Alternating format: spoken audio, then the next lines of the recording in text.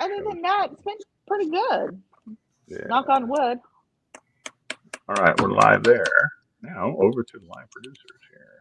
Ooh, look at that, working. Go live. The Producers. I love that movie. Hey, Yeah, love it. all right. Looks like both pages are going to. I tell you what, maybe it's because I stopped talking about Zuckerberg here, letting us on every Don't say it now. All right, we are Learn from your mistakes, my friend. live. Whoa, whoa, hey, we Oh got my God. this tonight. We have I'm so glad I went to the bathroom before this. we have Mike Smith circa 1976 Halloween joining us this Wow, evening. that is Well, cool. I heard we were having great white sharks on the show tonight, so I wanted to make them feel at home I love in a it. That's great. safe and friendly atmosphere. Oh, Is that so? I heard Neko or somebody was repopping this. Is that what that is, or is that an original? No, the original's downstairs in a box with the little whatever you used to make them out of plastic Sure. Yeah. pants you wore. It just said Jaws on the front. No, I think yeah. I got this. I think I got this at Sharky's in 2005. Oh, did you Oh really? gosh. Oh my Yeah. gosh. Hanging on the wall forever, but I was like, yeah, we're a shark friendly environment. We are. That's pretty cool. I'm Absolutely. digging it. Yeah. Absolutely. Amazing stuff. You think you'll be able to wear that throughout the whole show? No, I'll be taking it off because I can't see without my glasses. In about 15 minutes, it's I'll gonna be wait till our guests come on. I'll wait till our guests come on and all right. About 15 minutes, it's gonna be like wearing the original back in the kid. Plastic gets all sweaty. And You start going. yeah. Yeah. You sound like Darth Vader Slicing in before your Vader eyeballs. was. Yeah. we Yeah. got a little room here. Yeah. All right. Well, welcome everybody. Great to see everyone. Hope you guys are in as good a mood as what we are this evening. Let me tell you. But that's always the case on a Thursday night. Always in a good mood. Always glad to be here. So I'm in love with that. I'm sorry. that's exactly. It is a great shot. Yeah. Now you know what the stormtroopers went through. They kept walking into stuff. You know what I mean? Peripheral vision. Yeah. Hey, you guys at home. The other week, our good friend Jim Conway was on and was telling us about a very close friend of his, a fellow New Englander, and a little recent tragedy he had as a result of a bike accident, and in a very severe, potentially life-threatening accident. And we wanted to give you a little update on him. So let me share my screen here real quick. So the gentleman that we're talking about here is There he Jim's is. good friend Trevor, and this is told us about his bike ride home. Ended up having a bad accident and very traumatic head injury, and didn't think he was going to, and by luck of the draw, did make it, and apparently is recovering, but recovering very slowly. And a fundraiser was started for him, a GoFundMe, which I'm posting again tonight, and has been doing pretty well. But we want to give you a little update on him. Mm-hmm. And the update is that number one, he is making a very nice and honestly, for lack of a better term, a miraculous recovery. And Jim was nice enough to send us an update on him, and he apparently took a few steps just recently. Maine Lobster Shack is the name of his company here, and here he is. I guess about 2 weeks out. Couple victory steps. Apparently, he was talking to his daughter. Yeah, and so we're going to give you guys an update and honestly, really cheer this guy on, and big round of applause for this guy and the fact that he is honestly vertical and mobile is just simply amazing. I'm going to continue to give you guys updates when we can, and we're going to repost that fundraiser. Absolutely. We know that even though he's definitely a very long way in a very short amount of time, he's got a very big road ahead of him. And we know that his his medical bills have already hit $500,000. So I can only imagine he's probably got a good Yeah. year or so recovery and rehab and everything else. So wanted to, on a serious note, just kind of put that out there for you guys. So just to give you a heads up, if you feel like you'd like to contribute, you can. No pressure. Just wanted to let everybody know, and just let him know that we were definitely thinking about it. So Absolutely. The Jaws Army is together for him. So, you betcha. absolutely. That's what Victor says, the Jaws Army. So, Yeah. Jaws Army. I like to call it the Jaws family. But yes, the Jaws family. That's right. very cool stuff.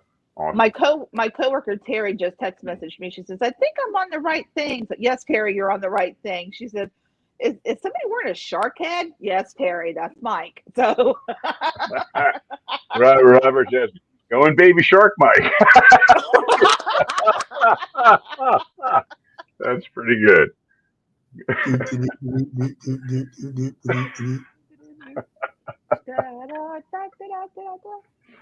Reminds me of our parody show. That was a lot of fun. Remember the parody videos and God, we have God, those are great. songs, and that was a blast. Speaking of which, you guys, my favorite, the cat, right? Yeah. There's like 2 or 3 new cat ones out. Oh my gosh, I stumbled across one again. That guy is simply brilliant. He's completely amazing. Yeah, love what he does. Yeah, incredible stuff. Yeah. So at any rate, we have a really, really cool, very fun, and important guest this evening. We have Kristen coming on from the Atlantic White Shark Conservatory, and I'm really excited about this. Mike is obviously really excited about this, as you guys can tell. Janie is screaming inside because she's totally excited. Is really excited about this Yes. as well. And she's going to be joining us to give us a little bit of background about the AWSC and a little background of it, what they do, and kind of tie in with our interest. And to be honest with you, I have a lot of personal interest outside of Jaws with the sharks in the population. So, matter of fact, with Mike wearing that, I feel like underdressed. I just don't fit 20 in minutes, you will. tonight. Hello. Speaking of which, there's Kristen. Hey, Kristen, how are you? Hi, Kristen. Hello, I'm very well. I love everyone's stuff. Very appropriate. Very nice. Yes. Kristen, so this is Janie Jones Clark, one of our hosts. Hi. We have Hello. our resident White Shark host and author, Mr. Michael Smith, down below there as well. I'm here to show that we are great white shark friendly. Yes. I love it. And we even have a couple people at home chiming in, saying hello and welcome, Kristen. So very nice. Awesome. Hi, everyone. Thanks for joining. Excited. So. Yes. Very excited. Very excited. So, kick things off. Well, first of all, how are things up on the Cape? Is it starting to wake up there? People are starting to show up just yet, or no? I actually noticed it on my way home today that all of like the restaurants are like opened up. The patio, like outdoor restaurants are open. They're getting filled. So we're definitely, the summer crowd is coming, which is great to see. So yeah, Sure. We're getting busy. We're getting there. Getting there, slowly but surely. And I'm sure it's all great except for the traffic and the wait, right? Yes. And we definitely know, we're starting to know like what your back ways are to get to and from, so you don't have to take the highway and things like that. So we'll soon have to start using those, but it's all worth it. We love that people are coming here to view us, so you can't complain too much. Absolutely. Well, we're going to get into a little bit here about the AWSC, Atlantic White Shark Conservancy. And before we do, how about a little bit of background on you, Kristen? Yeah, so for me, my official role in AWSC, I'm the outreach and social media manager. But before I really came to that role, as Nate and I were discussing earlier this week, I am also a Pennsylvania native. So shout out to anyone watching from Pennsylvania. Actually, Nate and I really like each other's backyards growing up. So that's really what a small world. So yeah, from very small farm town in Pennsylvania, So now I'm working with great whites on Cape Cod. Pretty cool. So for me, I went to Coastal Carolina, so which is right outside of Myrtle Beach, which is specifically in the town of Conway, if we want to be specific. So for me, my degree is in marine science. So going through marine biology, chemistry, physical oceanography, and then marine geology as well. So got really a wide range of things, but I love sharks, always had a love for sharks, grew up going to the Jersey Shore, so always had like a special love for our oceans, and decided to make it my job, or attempt to make it my job when I was going into college. So for me, it's something that part of my role within the Conservancy, I'm out in the public a lot and talking like to adults and youth, and it's something that I always tell youth is that your path is always going to change depending on what you're doing. I did that throughout college. I always knew I wanted to be around with sharks in some way, but I wanted to be in an aquarium work at one point. I was about to go to like law school and do a law and do lobbying. Happy I didn't do that nowadays, but then I really fell in love with education side of things, and it's something that now looking back is really, I shouldn't be surprised. My student taught in at the dance studio I went to, and helped out in college and did outreach things in college with my sorority. And so I probably should have figured out this was going to like land in my plate at one point in time. What really like solidified my love and like wanting to know I was really going to do it with sharks. I did a study abroad at Bimini Biological Field Station, which is Bimini, Bahamas. So working with some of the world-renowned scientists that have been in and out of there was incredible. But then right out of college, I interned with Dr. Greg Scommel. So he's with Massachusetts Division of Marine Fisheries. So I'm sure everyone here who knows Jaws, who knows Great White, I'm sure you've heard of Greg. So it's like, just go like Shark Week show. Greg's been on it for the last 20 plus years, revolving around the Great White shark work happening here off of Cape Cod. So I was incredibly fortunate to move up here and work with him. And that's where I got connected and with the Conservancy. So helping him out with the white shark work up here, being on the research boat, helping take data, help analyze some data. And I really, then that's where I fell in love with the education initiatives that the Conservancy has in place. And so I switched from a research track to this informal education nonprofit track, and here I am. So yeah, so like I said, I'm an outreach and social media manager. So my day-to-day is a little bit different every day. So today I was in the office. Tomorrow I'm actually doing a Jaws talk tomorrow on the Cape. So doing that. Earlier this week, I was prepping my interns to come up. I run our internship programs. So a little bit of everything. So if it's outreach and education around sharks, I'm probably going to be there. Very cool. Very cool. And you guys are based out of Chatham, like the elbow of the Cape, correct? Yes. Yeah. So that's where our main building is, the Rec Center in Chatham. So if anyone is coming to Cape Cod during the summer, please come over and say hey to us. We will be there to teach you all about sharks and the work that we do. Awesome. Very cool. And I happened to kind of stumble across there. I seeked it out last time I was up in the Cape, and I showed up there, and on top of the fact they have like a museum and it's where you can do inside of the building. Bruce is in there as well. Yeah. Yes. Nicotero's Bruce is in there. So the model of Bruce from Jaws is we have that in our space. So it was given as a donation to us. So really great that we have that model there. We also have the original storyboards. Well, some of the original storyboards that were used to pitch Jaws that Wendy Benchley donated those to us. So we're really excited to have some cool Jaws memorabilia inside our space. It gets to like tie everything together, especially with it being 50 years this year, to see like how far we truly have come in this time. So. Sure. With the education and the conservation. Yes, exactly. Education and conservation and just knowledge in general with great whites. Correct. So as you can clearly see with Mike. So yes. Are you okay, honey? Are you breathing? Can you? I was going to say, you getting oxygen in that thing? Do we need to give you a tank? I mean, I got Hooper's tank here, honey. Look, you need that? Just put a straw in the end of it so you can get some air out of there. All right. At least your nose is uncovered. You can at least still. Wow. Awesome. Just a question that honestly is for my own personal interest. So, have you noticed now you're out there and you guys are out there and you're educating the public, and the research and learning more about the species and the particular area where you guys are at, with the influx of how they've been coming back. Have you noticed that that public opinion or public view has changed? Say, obviously we're going to relate everything back to Jaws, but since that time period, because I know that was kind of a dark chapter on those things.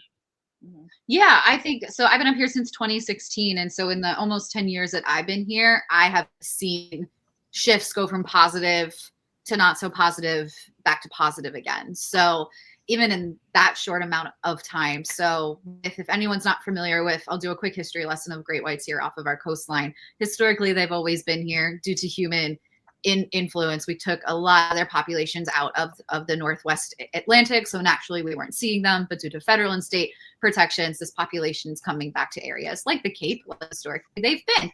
So as they started to come back, and as research through the state, the Massachusetts Division of Marine Fisheries, and then when we came along in 2012, then starting to fund that research in 2013, that people were like, whoa, great whites are here? What do you mean? I'm a little nervous about this, which valid, right? That's a large apex predator coming close to shore. I'm very understanding concerns about this. And so when I came up here in 2016, it was a lot of questions, but also excitement because, we were seeing these species here, and it was that conservation success story, but a lot of it was excitement with hesitancy to be like, well, we need to learn more, which is what we and Dr. Greg Scommel are doing, are learning more about them here. But then, and we did, unfortunately, in 2018, did have the 2 bites. One man did not survive his injuries, and that, a lot of us, there were a lot of parallels between Jaws and what was happening then in that time again. And so, again, understandable, those thoughts people were having after having a young 20-something-year-old with his whole life in front of him being, killed by that shark bite. So unfortunately, there was a lot of work to be done, but that's part of our mission, is education, right? And teaching people that, they are not here purposely to want to bite humans. We're not on the menu. And now we are seeing this really positive and exciting turnaround of having this species here off of our coastline, and having surfers and beachgoers and boaters and fishers, letting us know when they're seeing sharks and reporting their sightings to us. So if anyone wants to, we do have an app called Sharktivity, so you can report sightings if you are off of Massachusetts or off of Florida. Please report your white shark sightings onto there. So people are wanting to be in contact with us now. I just someone sent me a video today saying, hey, I got this video of a shark last summer. Is great. Well, unfortunately, we couldn't tell, but we're having these conversations now with people, not just here off of Massachusetts, but all up and down the East Coast here. Interesting. Very awesome. Very much so. Awesome. Yeah. All right, so pull up a couple of visuals, kind of maybe teach us a little bit about what you guys do and the realm of how that works. Great. Yeah, no, I know I sent you a bunch of stuff. So yeah, just pull up some stuff and I will I'll chat as we go through. But if anyone has questions, they're watching where well as the host, you can as well. Yeah, I always like to share this slide. It really breaks down our mission to the Conservancy in different sections that we break ourselves down into. One being that working in along with the state for that great white shark research that we are doing here. So we are the main fundraising initiative for the work that is happening here off of our coastline, which is really great. And then our research team are headed by our senior scientist, Dr. Megan Winton. And so since we are seeing these white sharks here, our great whites off of our coastline, that is playing part into that public safety factor for us. So because we do not receive state or federal funding, which we're very lucky in this time of day to be able to not depend on that, but because of them staying close to shore, we can at least then give all the data that we're collecting about their movements and habits every year to the Cape Cod National Seashore and town managers and beach managers. So they have that information at their fingertips when they're putting forth different types of public safety initiatives that the Cape are seeing, as well as the north and south shore as you go north toward Boston.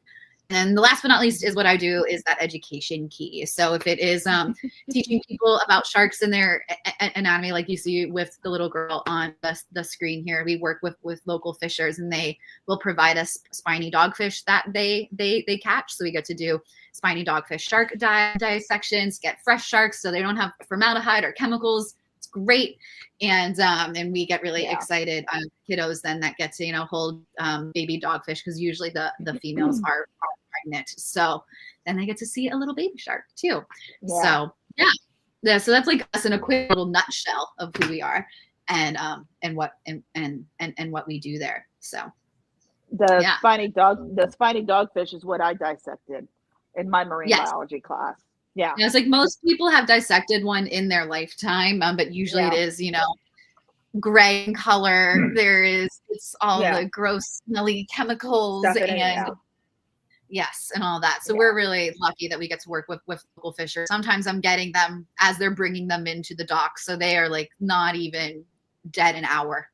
So and then we are dissecting them that afternoon or the next day. So we get really lucky and really fortunate that we work with some pretty great fishers here that donate their catch to us to do that. Wow, that's awesome.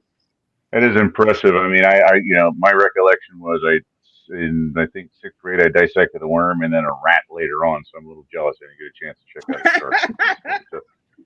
And I remember them coming in white buckets and not smelling good. So yes. Oh, it's like, I did like a sea star, like a worm. Yeah, not very exciting things. So Sure. So we have people that are dissecting sharks. Pretty cool. Very nice. Very nice. Yeah. So as I was saying, we do work with Greg. That is a photo of Greg if you need a reference of what he looks like. So I always like to share this photo because we look at like a timeline of importance of great whites here. This is really like a good starting point. This is from 2004. So what I always like to say, like that the scene in Jaws when they say, well, sharks can't go in the pond, like it's too shallow and this and that. And this is like an exact reason of why that is false. So this is a great white that made its way up through a intercoastal waterway, a salt area, and was caught in this salt pond for 2 weeks because it couldn't figure out how to get out. So and like these like direct parallels from Jaws that we naturally get over the last like 20 plus years of this research is quite interesting. And so this is the very first grade that was tagged here off of Massachusetts. Her name is Gretel. Unfortunately, the tag fell off right after Greg did tag her because it's the first great white that Greg tagged as well. Now he's tagged over 300, so he has now a lot more practice since then. But like, I really like to share this because a lot of people think that this is like a brand new thing, but it's really not. No, we just more people are aware and more people are looking, sightings are increasing. So and there's some great footage of this and in fact I remember watching this. One of the different things they were trying to do to get the great white out, one of which they took one of the fire boats and were shooting streams of water to try and push it, urge its way back out to sea. And I want to say there's a couple of documentaries as well, and I think that this appears in one. So it's sorry, we're a couple shark nerds here, not just Jaws nerds. Oh yeah, it goes way more than the movie. It does. That's great. Makes it even better. Yes, and I believe he and a few of you guys are in what was the one I caught about a year and a half ago, After the Bite, which was a more recent documentary that was put out there about the return of the great white on Cape Cod as well. That ring a bell? Okay. Yes, yeah. So that was on HBO. You can still, if you have the HBO app Max, you can watch it. But yes, that was done after the Bites in 2018, and it's a documentary that was really well done. It gives the verse of all of the different spokes of people here on the Cape, talking to us, the researchers. They talked to our education staff. They featured our Shark Smart booth, which is the booth that we post up on our local beaches during the summer to educate people about great whites. They featured the surfers, the fishermen, the seal scientists. They feature just the general public. So it's a really well done documentary and not favoring a side or anything. It really lets the viewer have their opinion for what they think about it here. We do have a few comments. Here we have our good buddy Frankie is over on Facebook saying, "Getting closer. Can't wait to see you." So I would assume he's going to be stopping out to visit you guys. Please do. What else? Yeah, we also have our good friend Victor. First, letting Mike know that the mask is pretty awesome, Mike. Vic, Thank you. big thumbs up on that. And Vic is asking a question to you, Chris. When did you first experience any shark in their environment? Oh, so in their environment, so can't be an aquarium.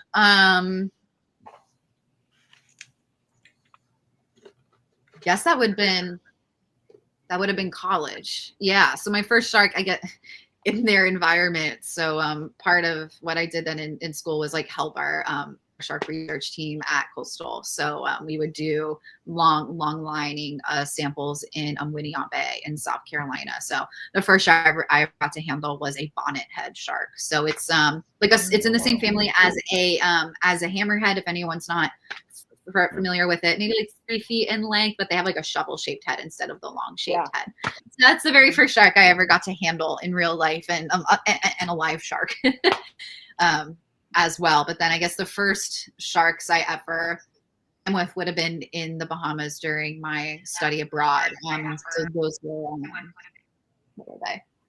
They were like sand. They were black tips and reef sharks. Could not remember that.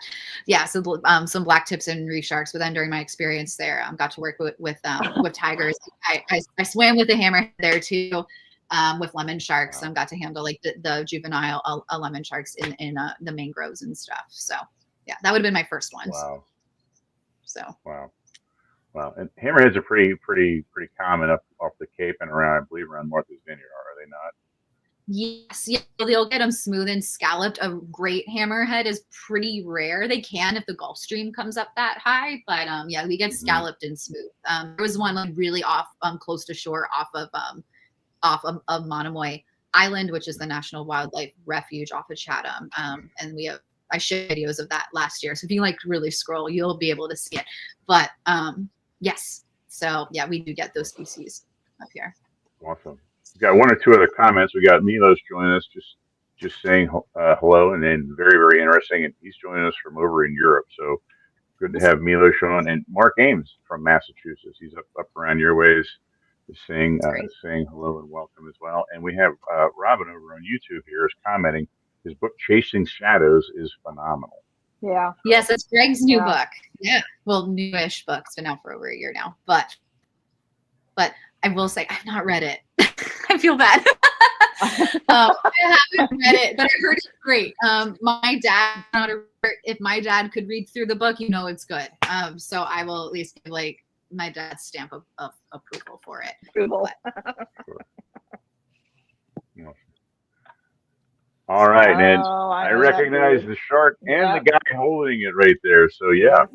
Yeah. So I wanted to share this one because obviously I'm sure you all and the viewers would, but obviously showing Frank Mundus from Long Island, who is that famed great white shark and just shark fisher in general. But I like to share this because when people think of sharks and specifically great white populations here within the Northwest Atlantic, a lot of people that not necessarily know blame fishers for their population decline. And yes, were they the ones fishing them out? Yes, but it's not their fault, right? At that point, 50 years ago, the science of knowing shark populations and how they regrow and just fishery science, like no one knew, right? So no one knew how many we could take out. But what is really important is that scientists like Casey and Pratt being able to meet fishers like Frank Mundus at the docks to be able to do necropsies or dissections on these large and smaller great whites they were bringing in. So this is why we do know a lot about their anatomy, their physiology, their age and growth, but which is why now we have the unique opportunity because of those protections, being able to learn about their movements and habits now within Northwest Atlantic, where other populations throughout the world, they do know that. So we always say we're about like a decade, 20 years behind like everyone else. Being able to figure out exactly what they're doing. We got a good scratched out. But I always like to share this as like a little mark in the timeline of being able to, this is when obviously like Jaws hysteria was happening and the rise of sport fishing and things like that, which then caused that population decline. Along with just with bycatch as well, or unintended catch from like large scale commercial fisheries as well. So again, lack of regulation. We didn't know back then. And it's interesting that there were some contributions made by these fishermen then as well with the early onset of the education. And Jen Mundis, Frank's wife, is actually a friend member on our pages as well, which is really kind of interesting connection there. Yeah, very cool. Yep, that's very good. Yeah, that is awesome. Yeah. If you come to our space in Chatham, we actually have a whole exhibit on how like science and fishers in the 70s and 80s were collaborating. We have on the cast of It's a Shark Day named Bruno. And it was done by a fisher named Tom Cashman, again, off of the New York area. And this big, large male white shark that they got in, then the family had a cast of its body from like the gills up, and they donated that to us. So we have the full like history and the timeline of how long it took to take Bruno in. He was feeding on a dead whale. So yeah, that's all I'll leave. So you have to come in and actually read the rest of the exhibit. But yeah, again, a really good history and story about those fishers and collab and those science people working together. Very cool. So, yeah. And we've got Mark chiming in and saying that he goes right by the Conservancy when he actually goes to grab his on the Peter Pan bus when he comes out from Steamship Authority to visit the vineyard. So, and I believe I remember is a pretty big stuffed great white hanging from the ceiling in there as well. Am I right? We do, yeah. So that's a model of Curly. So that's the model of our the largest great white that's been seen here and tagged here off of Massachusetts. So yeah, she's 18 feet long. If anyone, again, if you want to watch an old Shark Week episode, it's Jaws Comes Home from 2010, or that probably came out in 2009 because she was tagged in 2010. No, sorry, 2011. Anyways, just search Jaws Comes Home. And so it's the story of Greg coming upon this huge great white feeding on a dead whale here off of the Cape. So it's the first great white that was filmed underwater since the 80s. So that from that point in 2010. So yeah, really cool. Yeah, but we have a full model of her hanging in our ceiling. We like to say it's not the real Curly, but it is a model of her. So very cool. Yeah. So then this is a photo of great white of a great white being brought in by a werenet fisher in Barnstable Harbor. So again, Barnstable is on Cape Cod, more in like the bicep of the Cape, and so.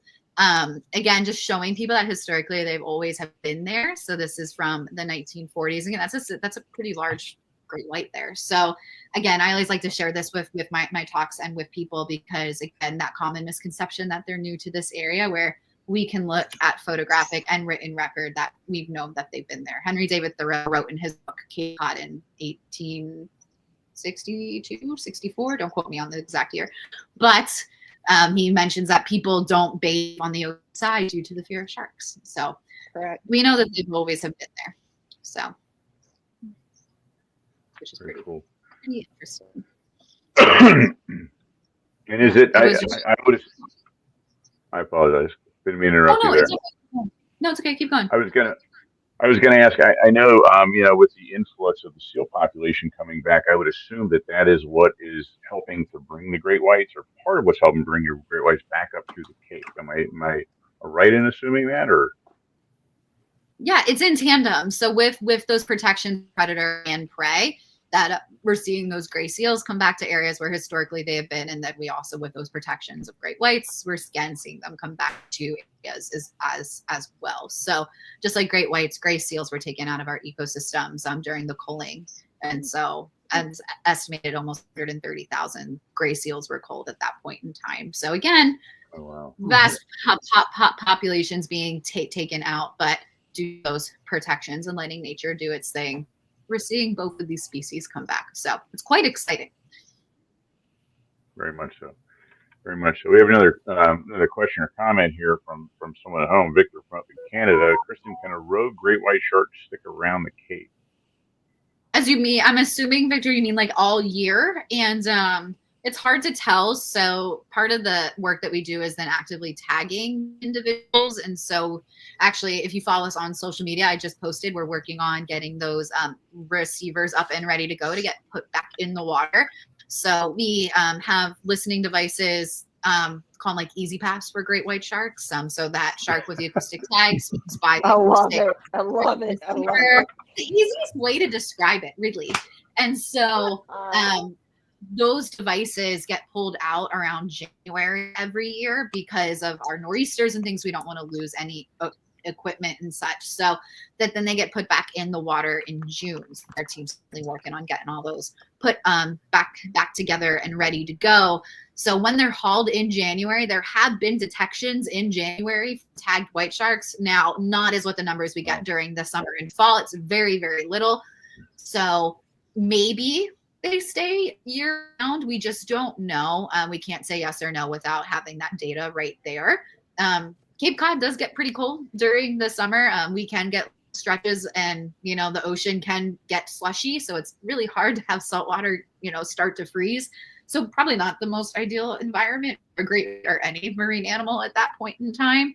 So maybe, most likely not. That population, we call them like, you know, the snowbird, and they go north and south during different times of the year. So. Awesome. Awesome. All right. And I believe I have a video clip of one of those sharks. Is that right? I sent you a bunch of videos. So I don't know which one is next in the slide. I forget where I put stuff in. I believe Salty is Salty the next one, or we're talking about the that's a photo of seals, but we can continue on. Yeah, we kind of already brushed upon that, but that's just an example of what seal haul out could look like here off of the Cape. So then obviously that is like the perfect dinner bell for those larger great whites that can start to prey on seals as they get bigger. For them. So I always like to say, people ask, do they hunt in groups? They don't. They are solitary. But we might see, 4 or 5 off of the same area where like these larger haul outs could be. So very nice. And is that the sandbar in Chatham? Am I right? Yeah, it's off of Monomoy. Yeah, off of the Chatham and Monomoy area. Yeah, I know it. Not so much when I don't hit the Cape as much when I'm out on the vineyard. I'm a very early riser. I'm usually up in the morning out walking or going for a run or for a bike ride, usually crack of dawn. And I'm often going up and down the coastal highway there, right between Oak Bluffs and Edgartown. And I, usually see a couple seals popping around in the morning. And there's always someone who has gone out off a jetty and is swimming down to one of the other jetty. And I often wonder if I'm going to witness a potential problem. Oh, that's cringeworthy right there. Knowing what we know, you're like, no. Perfect setup, first thing in the morning, like that, early peak time, and there's a couple seals popping around, and there's that one in view. I'm going, am I going to witness this? See, I mean, she's right. She just did a Hooper reference. The dinner bell is ringing, man. You don't want to do that. But it also shows that how rare those interactions are if you're seeing those people swim there every day. So Sure. Awesome. All right, I'll pull up the footage of Salty here, if that's all right. It's a good time to pull please that do. up. I love that video. Yeah. So as Nate pulls up the video, part of the work that we do here is we take video footage of every great white that we see, and so that went toward a population study to see what is that visiting number of great whites here off of Cape Cod, which that estimated population is 800. And so with that, then we will analyze this video of footage our research team does, and they will look at all parts of the animal. So they look at all the fins, the gills, the counter shading, and where the white meets the gray in injuries. So might be seeing a Salty swimming back and forth on your screen, that you're seeing those scratches on his body. So that comes from seals protecting themselves.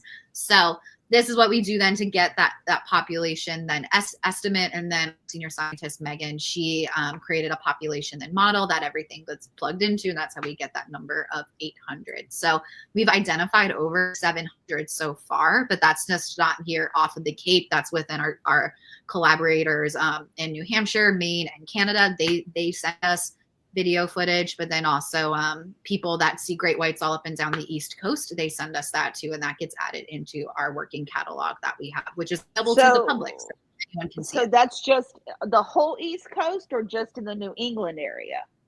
So that population estimate was specifically for Cape Cod. So we don't know how many are within the Northwest Atlantic, but that was at least a population estimate. Wow. Wow. But that doesn't mean that July 4th, like there's 800 great white sharks. They all have like very dynamic movements. And those are some that we have seen when the study started in 2014, and we have not seen them since. So it doesn't mean that they're always back too. So yeah, sure. That you know of. That we know of, exactly. That you know of. Yes. We only see what our spotter pilot finds. So actually I'll mention that. So for us, the photo that is on the background here, that's actually taken from our spotter pilot, Wayne Davis. So that is how we're actually finding great whites. We do not fish. We are not chumming the waters. So Wayne is our eyes in the sky. So as he flies, he's spotting sharks and directing us to that individual. So if you watch like Wicked Tuna, a lot of those guys will use spotters. Wayne actually has flown for them before. So he is very keen knowing how to fly and look at what his job's been the last 25, 30 years of his life. Probably more. So yeah, he is very skilled at knowing what is from the sky. So these black spots, are these sharks or are these seals? The ones closest to shore, the seals, and the most furthest back one that's kind of cut off is the shark. Is the shark. So this is how he kind of locates when the predator is around, and then notify you guys. Is that correct? Yes. Yeah. So when our research team will go out for the day, we kind of go off the same time as Wayne would take off. And then Wayne is essentially, depending on the day, we might be like, let's concentrate from like the town Orleans south, or we're just focusing off of Monomoy, or if it is just find us a shark anywhere along the outer arm of the Cape. So we could be leaving Chatham and all of a sudden have booking 45 minutes north of Provincetown. Yeah. So it just depends on the day. But we try to at least make somewhat of a plan. So we're not just going back and forth and back and forth. Back and forth, back and forth. Correct. Yeah. For that all day. So we not necessarily aren't even looking towards seals, you know, since they're constantly moving, right? We might be in an area where there is no food and they're just there. So that does happen too. And we can be in areas that are extremely close to shore, like you see in this photo. Like I've been on a boat in 4 or 5 feet of water, but we've also been in 18 feet of water too. So it shows how like close to shore that these animals can get. Right. Sure. It's amazing. Just amazing. Yeah, it really is. Mark Ames is he mentioned, he said when he went to Orleans a few years ago, he said the water was very cold. They didn't really see much as far as seals being around, and as a result didn't really see much as far as sharks. But he said he thinks that Orleans could be a pretty active place. So is there any places that tend to be more active during the season than others on the Cape? Yes, we say anywhere on like the outer arm or the ocean side, that is the most active area for sharks. I'm looking at tagging data right now. And then we do have then those acoustic receivers inside of the bay, and there are detections inside of the bay as well. And then that receiver goes up and toward in North Boston as well. So, but the highest activity has reported so far has been on the ocean side. Now, like specific beaches, if you're looking at Nauset Beach versus Head of the Meadow, they're going to be the same amount of activity. So we just say, like, if you're going at a beach on the ocean side, that is an area where white shark activity can be high. So the town of the town beach in Orleans is Nauset Beach. So that's one of the areas where we put our Shark Smart booth during the summer, because it's a high area for shark activity. So sure. Okay. Yeah, I just wanted to feature our senior science, our senior science. So that Dr. Megan Winton. I'm happy to say that our research team is all ladies besides Patrick. He's great, but I do like to say, you know, a research group to have all women in science is pretty great. All of our leadership with the Conservancy are women too. Let me do this, please, and thank you. Very nice. Great. So I just like to shout out Megan, because she is a rock star and she's pretty cool. And I do that photo of her hanging off of our research boat there. So very cool. Great picture, actually. That is a real great picture. Thank you. I took that, so thank you. Well, there you go. Great shot. And that really does show you, like, I mean, how close you guys are coming to the shoreline, which is kind of interesting because, you usually think of a larger predator being further out in the depths or perhaps wandering along like drop-offs and things for easy access, where it seems like these guys almost have to take on the roles of like perhaps what you've seen in documentaries with like orcas, where they have to take that risk to run very shallow to try and chase down these seals. And I would assume, with the water being as clear as what it is there, I would assume that it becomes a little bit of a tougher target for the great white too. Yeah, so because the majority of their food source is close to shore, they do spend more time closer to shore. So we released a study a few years ago that we know that specifically off of the Cape, they're spending 47% of their time 15 feet of water or less.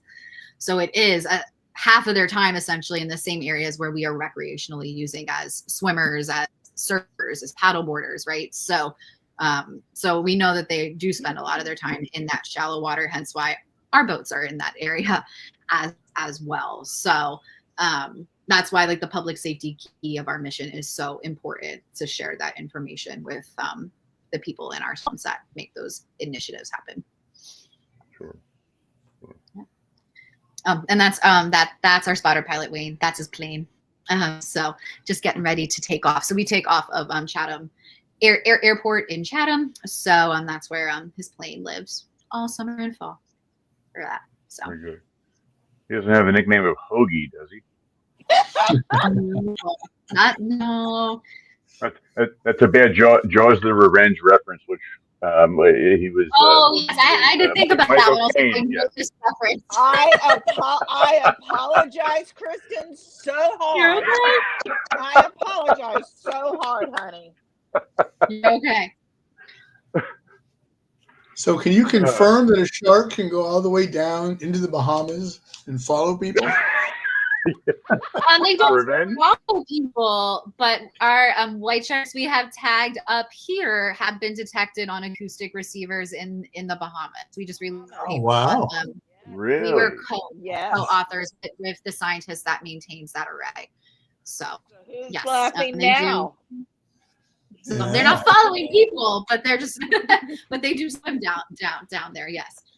Based on a true story. They're gonna change that one, aren't they? Change it now. Oh, everybody's gonna look at it differently now, aren't they? Yes.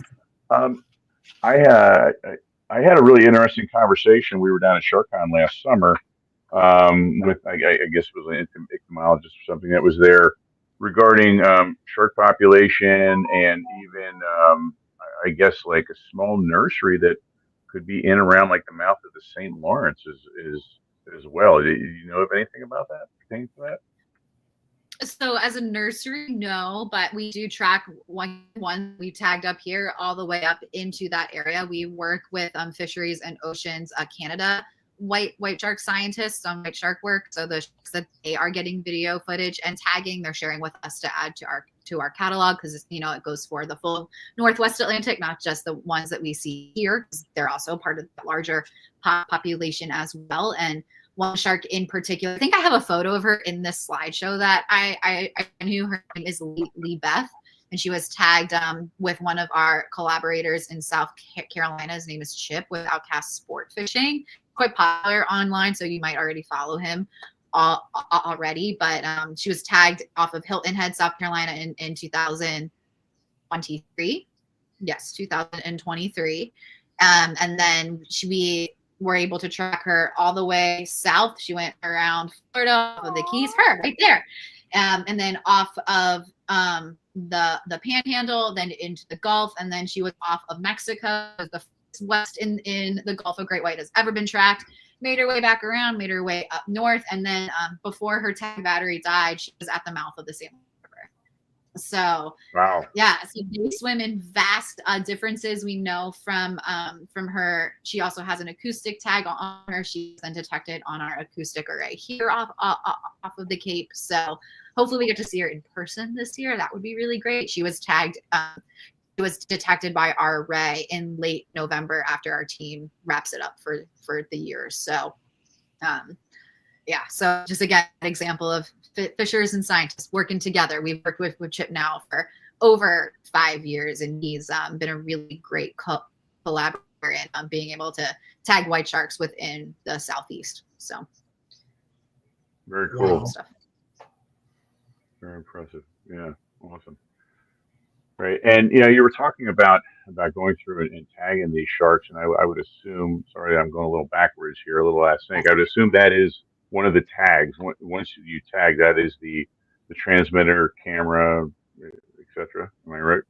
Yeah. So the tag that's closest to the dorsal fin, that little like gray cylinder, that's the acoustic tag that I've been talking about.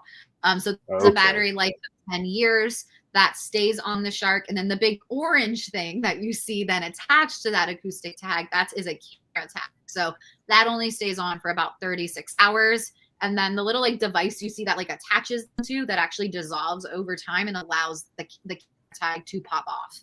And then it floats to the surface, hence why it's a bright color, because we have to see it to then go get out of the water. And the antennas send us then where its location is. So then we have to go and retrieve it. But then in the name, it has video of footage, which I shared with you, Nate. You can share it if you want. And then it also takes water depth and water temperature and shark acceleration. So really cool stuff that is inside of this type of tag. And so we put them here on white sharks here off of the Cape this year. We're going to try to start putting them on white sharks in the bay. We've done it a lot in the oceans. We're going to try to do it in Cape Cod Bay this year, which is really exciting. And then we were able to place one on Lee Beth in South Carolina a year and a half ago now. So she was the first one to tagged in the South with this type of technology. Her video wasn't really that exciting. It was just her swimming in the big, beautiful ocean. But again, just shows that they're not always eating. They're doing. I was going to say I believe I have that video. I would assume it's one you're talking about of her in the water from the camera view. You want me to pull that one up? Yeah, sure. Absolutely. Great. Here we go. Little. Yeah, white sharks eat dogfish. So this is what then that camera tag shows us. So this is white shark Snoop Dogg, appropriately named that, eats spiny dogfish. Which is that shark we saw that little girl dissecting at the beginning. Now we're seeing this great white shark eat one. So a full circle for us today. So we've always known that great whites eat spiny dogfish, but it's never been seen until that video with what's taken. So this just kind of shows us different things that we have seen with using this type of tag. So this one, it's just cruising. Then all of a sudden it does get spooked. That's something. We don't know what it was, but we saw how it like changed its rotation, which at bottom it was that bird. After we were able to slow down the video. So then again, this one's just like cruising at the bottom, doing its thing. And then all this, we see it go straight up and go toward the surface. As you see that gets really nice and bright, and it's investigating a cormorant, which is a type of bird. So realizes it's not food and goes, okay, I'm gonna go back down. Not anything too exciting for this shark. So we've been really able to see this really like interesting type of interactions that we haven't been able to see. And this one's the coolest one. It stopped swimming, it rested. And so I'm sure you all know great whites, they have to constantly swim to breathe.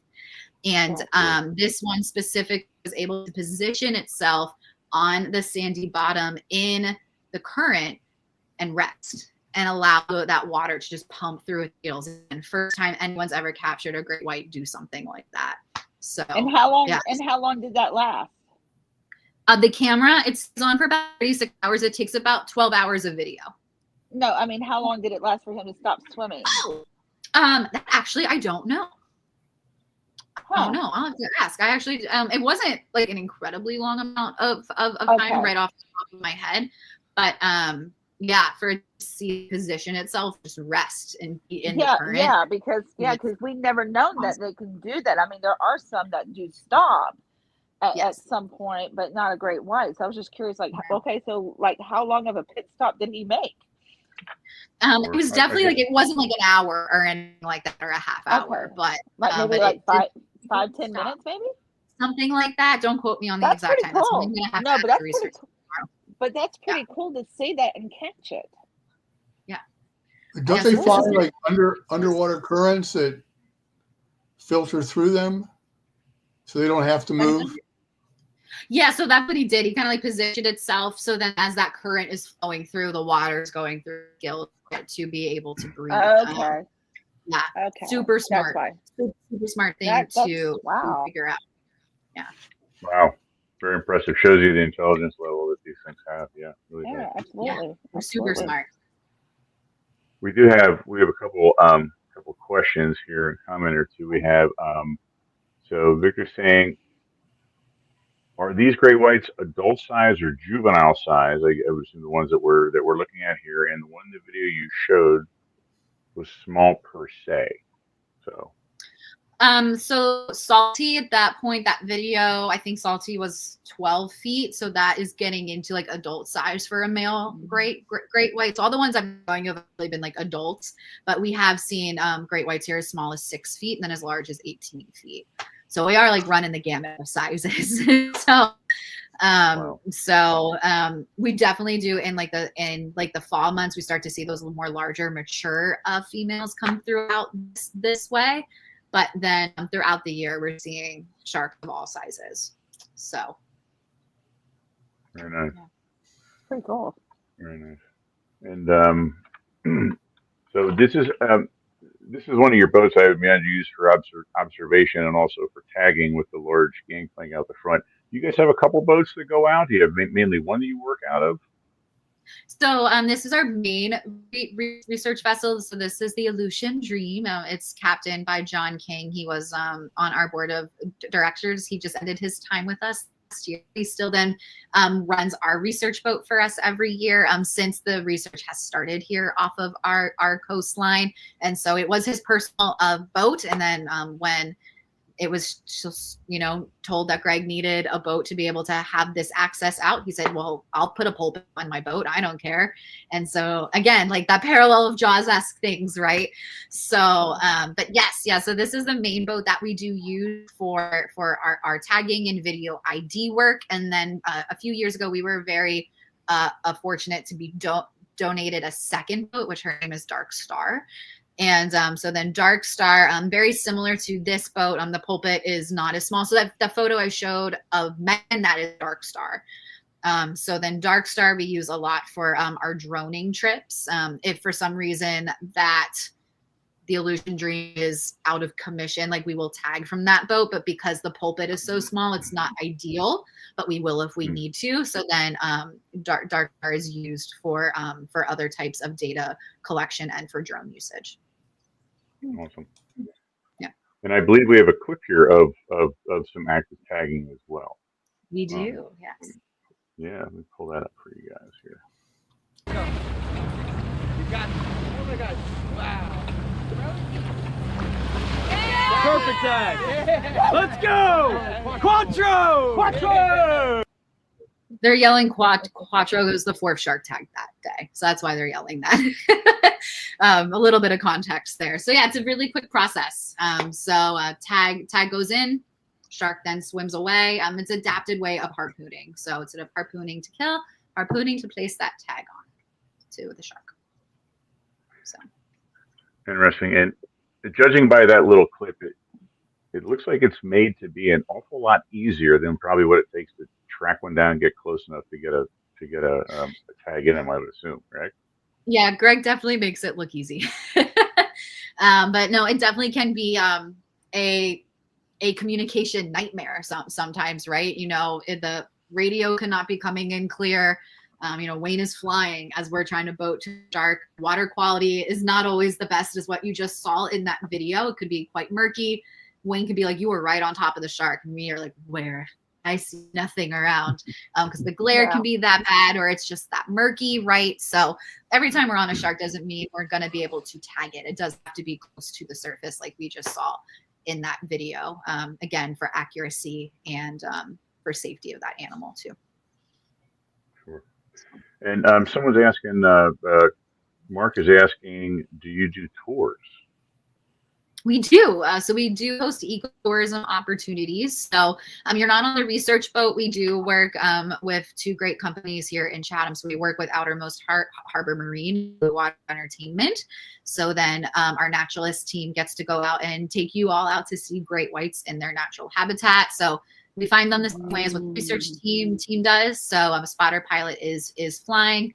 And then you get to, see those sharks. Our naturalist team also, if we can, we will take underwater video footage. So that goes toward the great white shark work, but then you also get underwater video footage of great whites. So we try to set you up for success. So we do offer the private charters, which are more expensive than our open boat charter, which is a person rate. So the private charters in the name, it's a private experience for you and your group, and then the open boat would be mixed group for that. So if I go ahead and donate my right kidney right now, can I go on? Because I'm ready to go. You don't have to donate your right kidney. You can just pay. You don't have to give up the organ. No, that's how I'm going to have to pay, is to donate the kidney. If one of our dates online works for you, then yes. Listen, I'll black market that sucker, okay? Just so I can go. Yeah, I would be over the moon to see one thriving in natural habitat. That in real time in life, living, moving. I mean, that would just blow my socks off. Yeah, that would be. That's a bucket list, is it not, Nate? Honestly, I'd rather see that before I go see a blue whale. I mean, as much as I'd love to see that, seeing a great white shark would just blow my mind. Yeah, absolutely. Oh God, yeah. It is incredible. It never gets old. So it is a dream to say that I get to see them every year. It's pretty cool. But if you also like other marine life, I will just out. We do have white sharks and whale trips. We do 3 a year. That one is in August and 2 are in September. So they're day long whale watches instead of being on like a smaller fishing vessel like you see on the screen. It is a whale watch boat, but we team up with whale and dolphin conservation. They're out of Plymouth, and it's all day. We leave the dock at 8. We're not coming back until 4. So we're putting on sharks. Wow. We're putting you on sharks. We're putting you on whales, whatever of marine life we're seeing that day, and then the experts from our team and WDC are on then to be your guides all day. So it's all good. Wow. That's a birthday trip right there, Nate. Hey, you're not kidding, right? Listen, let's go. Cow. I'm ready. Maybe we should give you a Pennsylvania discount. Oh, there you go. Yeah. I literally went to vocational school in the town that she grew up in. I mean, what is the chance? I mean, wow. Yeah, impressive. Yeah, couldn't believe it. She said, we were talking, and she said, "Where are you from?" I said, "Pennsylvania." "We're in Pennsylvania." "Harrisburg." "We're in Harrisburg." And I said, "Well, I'm originally from Reading." We were like, "Oh, you got to be kidding me!" Yeah. So yeah, small world. Very small world. Yeah. Wow. No jealousy whatsoever that you're up there doing that. I just want to put that out there now. So yeah, liar.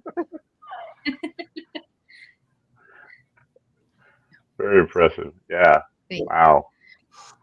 It's just his ID.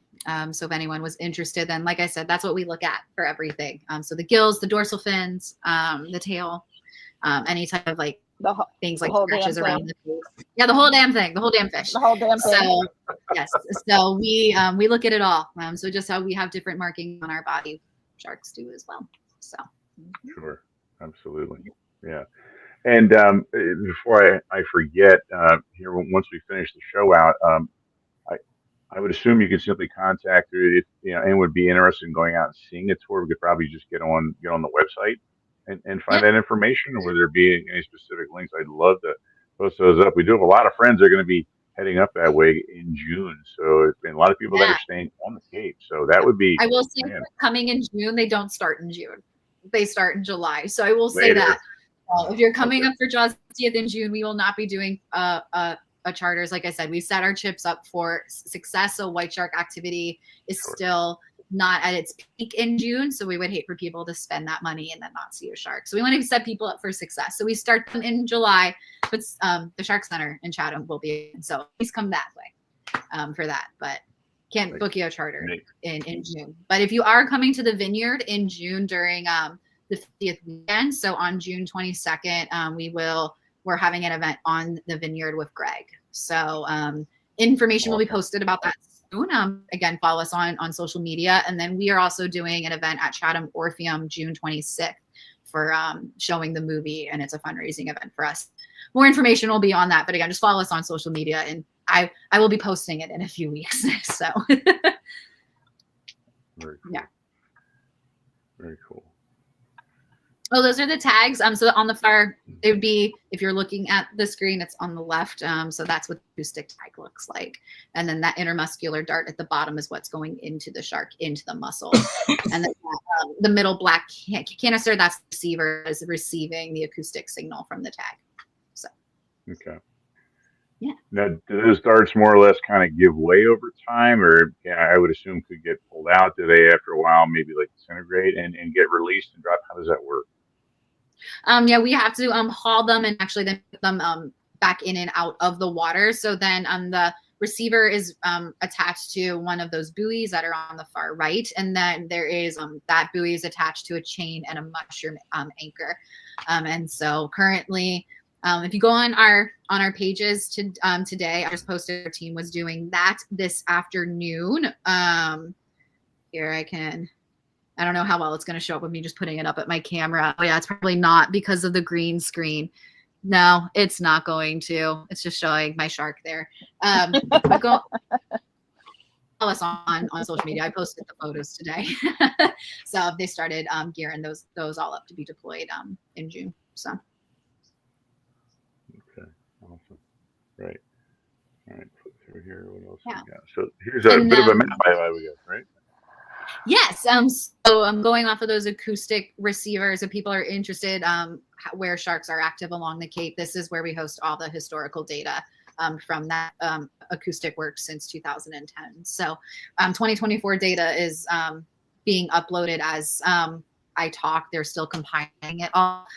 So that should be on there soon. So right now it goes up until 2023. So every one of those circles is a spot where an acoustic receiver is. If you would zoom out, would see the ones going up into New Hampshire, where collaborators have given us okay to share that data, but the ones along the Cape and matter, the ones that the state then does maintain. Sorry, you might be hearing my puppy bark, so I apologize. That's quite all right. Bring the puppy on. We don't care. Yeah, We are You'll be crazy. Yeah,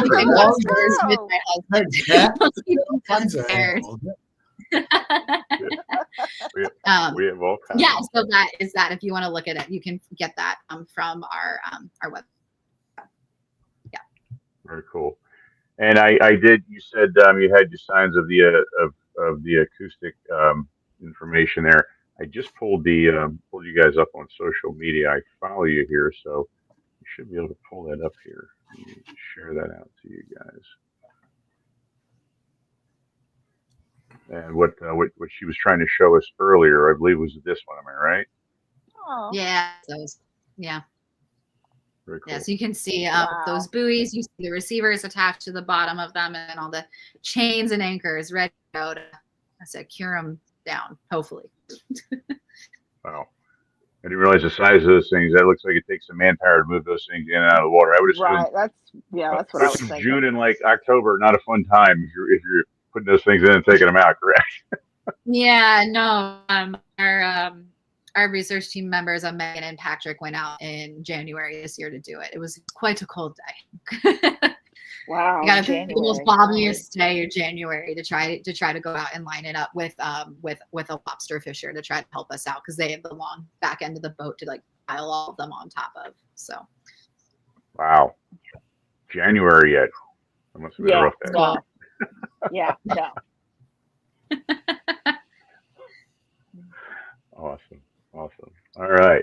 Oh, kind of hitting through some of the tags that we were talking about. I love that. That's a great picture. That is a wonderful shot right there. That it really is. Great, that's an awesome shot. Yeah. Lee Beth is a beaut. She's great. Very nice. A bit photogenic as well, I would say. Yes. They are. Yeah. Just the tags that I was talking about earlier. So that orange tag is a different version of the camera tag that we were saying. That's the one that's Lee Beth's fin. And the one at the top, that's a spot tag. It's a type of satellite tag. So people have been following OSearch for a while. This is the type of tag that they use the most frequent. For us, we actually don't put these types of tags on great whites here when we do our research off a mass, because you do have to capture the shark to put them on. So we're doing everything as they're free swimming. We don't have that opportunity. So having that collaboration with Chip from ALK Sport Fishing is crucial, because he can put those tags on great whites for us down there. So that is on the spot tag, where then we were able to track Lee Beth go from South Carolina all the way around Florida and into the Gulf and all the way back off of Canada before that tag died. So Wow. Impressive. Yeah. And we got a good friend, Matt has joined us saying, that's Earl, second cousin to Bruce. So. From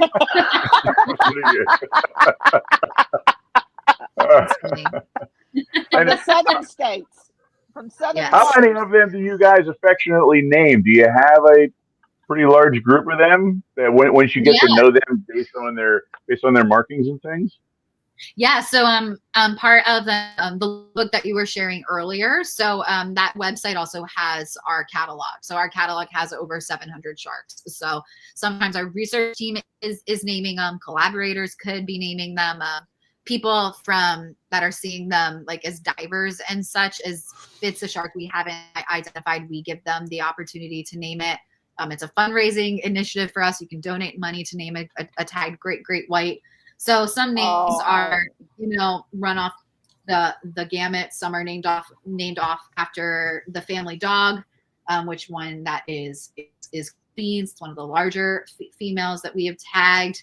We name them off of our local fallen soldiers here in Massachusetts to remember by. We'll name them off of their markings. We have Candy Cane because she has a candy cane marking on her tail. So just depends. Wow. So do you also, since you're with these social, do you run the Facebook page as well, Kristen? Yes, I run all our social media. All the social medias. Okay. Yeah. You know what, Mike? I always wanted to name I'm sorry. I always wanted to name a shark after my dad. I think that'd be so appropriate. What's your dad's name? Bud. His name was Bud. Nice. Like a rosebud. Mm-hmm. Yep, that was my grandfather's nickname too. We have something in common. Bud and Michael Smith is my father-in-law's name. So like it's just like it is come together. Full circle. Very serendipitous. There's a few of us out here. Yeah, I was gonna say we have two Joneses and a Smith. I mean, it's only the most like two of the three most common surnames on the face of the earth. So it's kind of hard to. Yeah. If you have multiple encounters with the sharks, they keep coming back.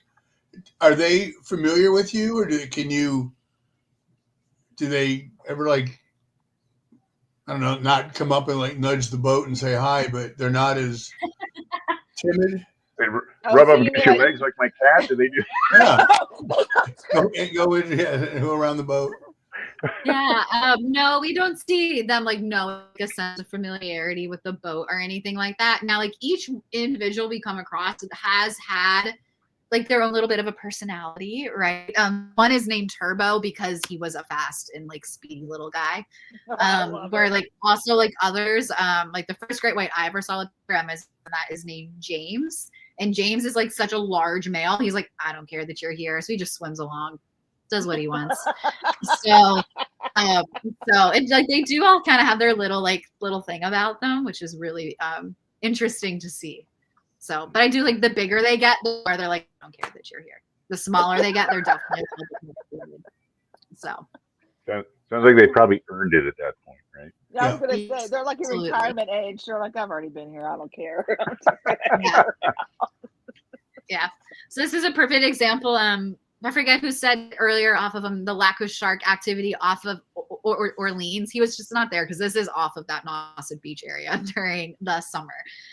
So this is a classic example of how close they can get to shore and how close that means our boat can get to shore. So at high tide here on the Cape, it can drop off significantly fast. And our boat is in like 10 feet of water right off the beach.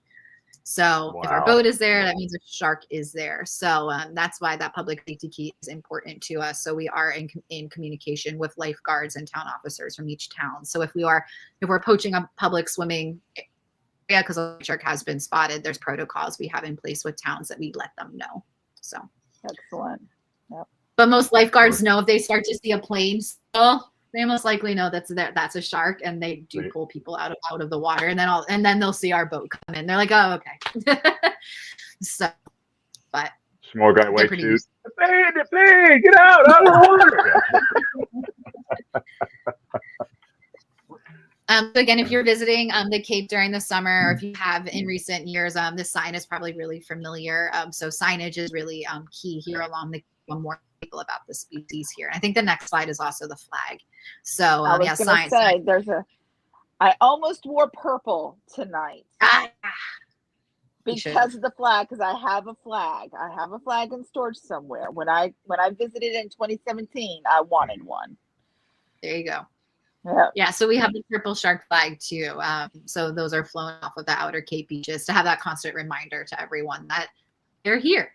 So each beach might have a little bit of a protocol. The town of Wellfleet flies a black shark flag if one has been spotted. So if you are coming to the Cape, especially this summer, and you're not sure like what the flag policy is, since each beach does it a little bit differently, just ask the lifeguards. They'll be happy to answer that question. Wait a minute, I take that back. You know who gave me that flag? Was Donna Honig. Oh, wow. Donna sent me that flag. I just remember that. Yes, lives she over did. on the She's island. watching. Wow. Yeah. She's Donna watching did. tonight. Yeah. Is she watching? Very I think nice. Donna did, if I'm not mistaken. Very nice. There's not a lot of great have, whites in Tennessee, Kristen. No. Or Central Pennsylvania, for that matter. Yeah, right. Right, or Pennsylvania, or Missouri. So, but still, Or Missouri. they only wear a mask. That's the only way you're fine. I'm in the Shark Witness Protection Program. That's why he's in Missouri. So I really disguised as Mike Smith. And all of a sudden, he's like Shaggy going, "It wasn't me."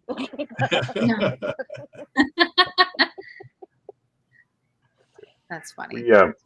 We do have a question or two here for you again. So we have one. Kristen, have you ever gone cage diving?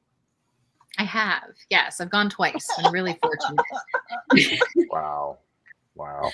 I've been very lucky. I've gone both my times were in Guadalupe.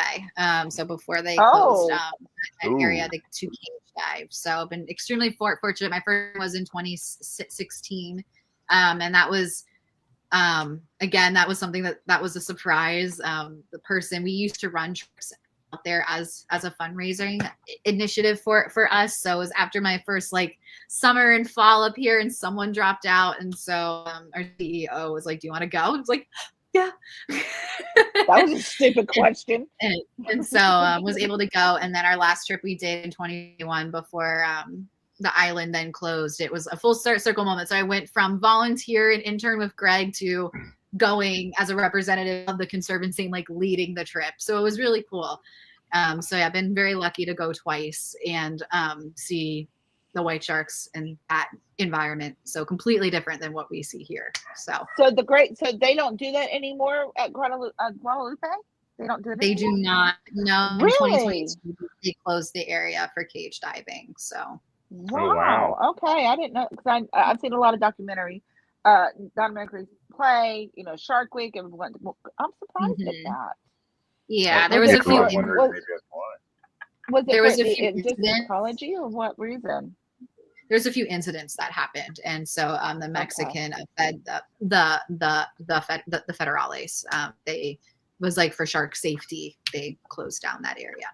So, well, then that's obviously. So okay. Yeah, I would assume as it gains more attention, more people try to get in there to observe them. Yeah, that makes sense. Yeah. Well, then that's what conservation's all about. If that's what you have to do, that's what you have to do. And that's what they recognize. Exactly. So, and there's still other areas. You can still go to South Africa. You can still go to Australia, and you can't dive here off of on the Cape. It is actually prohibited to do that.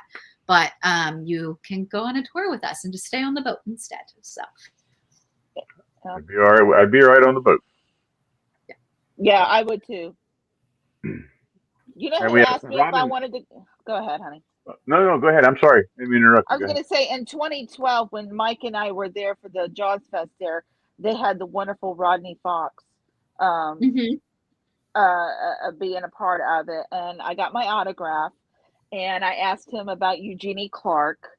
and I know they were very good friends and very good pals in science and everything. And he asked me when was I going to come to go into the cage, and I said when I lose 80 pounds, I get $80,000. But so that's the only time anyone's ever asked me to go into a shark cage, and it was from Fox, and that was probably That's awesome.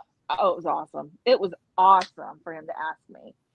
Yeah, I'll never forget it. you'll have to go one day. It's I'll awesome. have to go one day. I've been in a cage, but it's been in a museum. There was no water around it, but I went in the cage. There you go. That's all that matters. So you can say that you have, and no one will. I did it.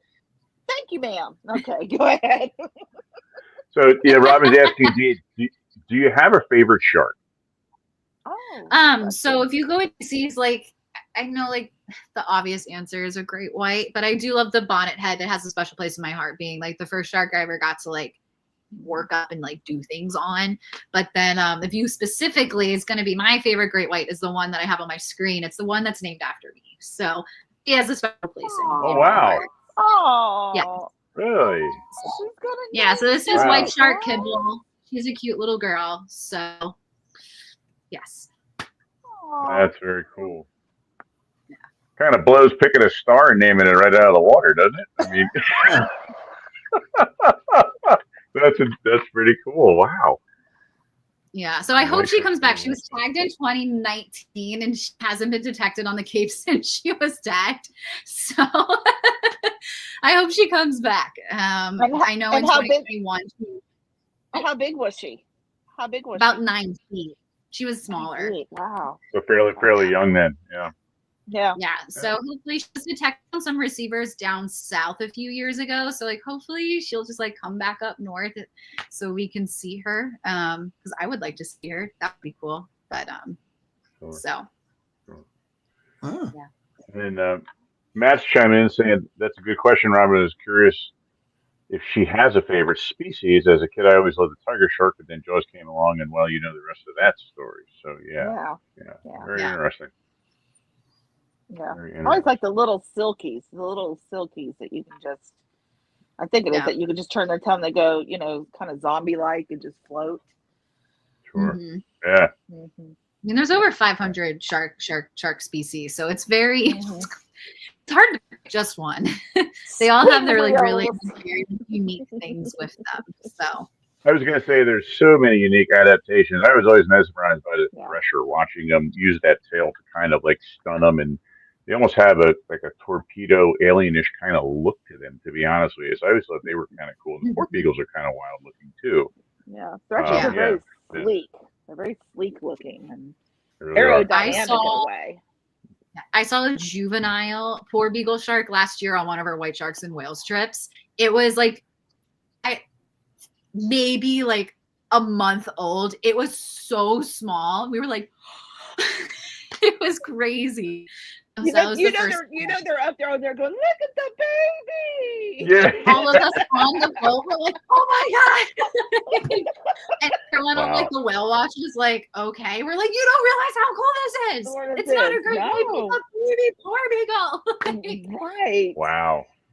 I was like, this is the first one I've ever seen, guys. I haven't seen an adult one, never seen a baby one. So I was like, get excited. But I have a feeling that Chris and I do not need to be in a room together. I have a feeling about it. I think we should. I think that would be or maybe we should. Yes. You're gonna be on the Cape. I'm gonna be on the Cape. I know. Yeah. Not far away. Absolutely. Yeah. So you can help us if anyone is ever so inclined or wanting to learn more. But yeah, there you go. But if anyone has any other questions, put them in the chat. Happy to answer them. If not, I'm on TikTok through the Conservancy page, not my personal one. So I run it. So if you have any questions, just like I'll answer you on TikTok too, or on anything really. Just a message. Happy to answer it. I'll follow TikTok for sure. Absolutely. Yeah. Thank you. Yeah, and like she said, they have a pretty strong social media presence across the board there, and you can get on their own website and learn a little bit. She was telling me the other night, I was a teacher, that there's some things in there for teachers that they can use to help educate in the classroom themselves as well. And so definitely something I'm going to be interested in. Also have some pretty cool swag up on the page as well. You do, yes. Nate is sporting our newest Jaws shirt, so we did it specially Nice. for the anniversary. So yes, so very good stuff. Awesome. Wow. Sorry, just in awe at times at some of the stuff you guys get a chance to do, and then the responsibility you have, and it's very impressive. Yeah. thank you. I like to tell people I would have never guessed. You know, you would have told me in high school that this is what I was doing after my high school guidance counselor told me to find something more obtainable. You know, I would be quite surprised. So, but it's been a dream so far, and to be able to work with such incredible people throughout the Conservancy. I have a question. Yeah. So what was it that really just struck your brain that said, I want to study that. I want to get into the study of sharks, or I love sharks. What was it? Was it the movie, or was it something else, or personally? If you ask my dad, he would say Jaws. My dad was the one that we watched Jaws like at 3 years old. We skipped over the gory parts until he thought I was like okay enough to watch it. So that's what he swears was like my passion for sharks started. But I was always watching Shark Week and Shark Fest, and I don't know if there was like ever one thing that made me want to like, I'm gonna work with sharks. It was just something that I always had the interest in, and I wanted to do marine biology. That's it. And I was like, why not do it with sharks? And that was just always the end goal. I just didn't know like what part of the end goal it would be in research or aquarium work, or now it is this informal ed type of things. So yeah. Wow. That's what I was going to say, because a lot of people don't realize. I mean, a lot of people who are coming to this festival, it is because of the cinematic blockbuster that it was, but also it has kicked off such an education, and I've said this before on our show, an education of how to study these wonderful creatures, you know, and get to know them and everything. And now here it is, thanks to the Conservancy or National Geographic or even Wendy Benchley's foundation, you learn more. And thanks to that film is how it kind of kickstarted for me as well. So it's come full circle, and it's not just a gory horror movie, action adventure. There is another purpose for it. Yeah, it is, and it's something. Right. Sorry. Yeah. No. Then that's why, like Greg, he said in his talks, like he wanted to be Hooper, and that's why he is doing what he's doing. He is the modern day Hooper. He is. I met him at the festival that Mike and I were at. So yeah, and he's great. He'll be on the Vineyard that weekend too. Obviously, I feel like to have a Jaws Fest without him is not right. So he'll be there. He's doing a lot of stuff this summer too. It's harder to find out where he's doing things. He's like not active on social media. Sometimes he makes his kids run it for him. Sometimes. Nice. But he might post. If it's anything with us, we're definitely gonna be posting about it. If he's doing anything in collaboration with us for things. So be on the lookout. We got some cool stuff coming up in June, and then throughout the summer as well, with the is it reconfiguration? I don't know. Like they're making it like they're re-releasing it in August is like in a 4K type thing, you know. So we're gonna try to do stuff when they do the re-release in August. They have the Jaws documentary coming out. So it's a documentary of like the filming of Jaws and like what has happened in the last 50 years. Our CEO is in it, which is so exciting. So be on the lookout for that too. So there's a lot of cool stuff revolving around Jaws that's coming out this year. Very cool. Awesome. And here we are all together about it. Here we are. I love it. That's right. Very much so. We're all very excited about it. Awesome.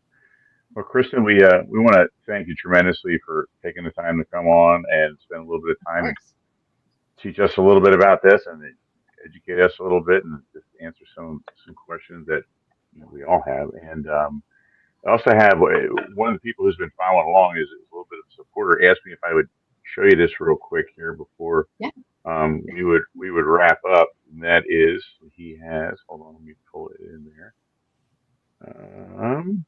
Let me get it. Sorry. There we go. Oh, he's got our plates. White Amazing. Shark Conservatory place. So Mark, that was Mark that asked a couple of questions earlier, mentioned a couple of things. Yeah, he wanted to show his plates to let you know he was a supporter. So very cool, Mark. Yeah, very nice. Thank you. Awesome. So anyone watching from us, you can support us by getting a plate. So there you go. Who designed your plates? It's from an artist, Paul McPhee. Paul McPhee. Okay, yeah. McPhee. Yep. Yeah, Paul's a really good friend of the show. Yeah. Oh, awesome. I've known Paul for 100 years. He's been a great supporter and a collaborator with us on a lot of his artwork. He's given us the okay to put it on shirts and all that good stuff. So, and for our license plates. Yeah. Awesome. Well, thank you all for having me, and thanks for everyone for watching. If you have any questions, like I said, slide into the DMs or comment on a video, and I'm happy to answer it. So. Great, and I'll be glad to post up once we go. So awesome. So. And if you if you're up there, go to the center. It's very educational. Yes, come visit us. Really a lot of fun. Yes, in Chatham, right on the elbow. On Chatham, I love the merchandise there because I spent about $400 back in 2017. So yeah. Well, thank you. Very cool. Very nice. Well, yeah. Let us thank you. Yes. Yeah, I really appreciate you coming on. We have a little thing that we do here to end our shows, and that is we do what's called fins up. Instead of saying goodbye, we do a little fins up.